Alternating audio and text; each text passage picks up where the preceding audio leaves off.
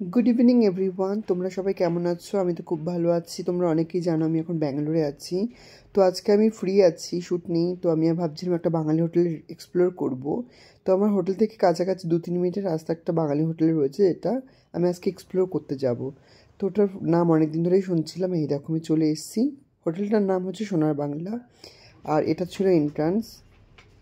তো আমি আজকে চলে এসেছি কিছু বাঙালি ফুড এক্সপ্লোর করতে। আর এই আমার বন্ধুরা মিলে আমরা সবাই ইভিনিং টাইমে গেছিলাম, আর এর জন্য ক্রাউডটা খুব একটা ছিল না। আর চারপাশটা দেখো পুরো বাঙালিয়ানা সাবেকি লুক ছিল। আর এই দেখো মা দুর্গার একটা মূর্তি, কি ভালো লাগছে না? তারপর আমরা খাবার অর্ডার দিয়ে বসেছিলাম। এখানে আমরা অর্ডার দিয়েছিলাম 3টে ইলিশ থালি, একটা মাটন থালি। ইলিশ থালির মধ্যে তেল ঝাল ছিল দুটো, আর একটা ছিল সর্ষে ইলিশ, আর একটা আমরা নর্মাল মাটন কষা অর্ডার দিয়েছিলাম।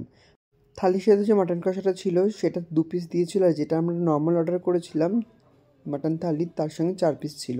তা আমি এখন টেস্টটা বলি। টেস্টটা সিরিয়াসলি ওকে ওকে টেস্ট ছিল, খুব একটা ভালো লাগেনি। আর এখানে ইলিশ মাছ যেটা ছিল, ইলিশ মাছটা তেল ঝালটা পুরোটাই পেঁয়াজ দিয়ে করা ছিল, ইলিশের কোনো ফ্লেভারই ছিল না। আর এখানে আমাদের মিষ্টি আর দই দেওয়া হয়েছিল।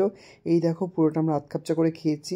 আমি রেকমেন্ড করবো তোমরা যদি এক্সপ্লোর করতে চাও একবার এক্সপ্লোর করে দেখতে পারো। আমাদের খাবারটা ওকে ওকে লেগেছে।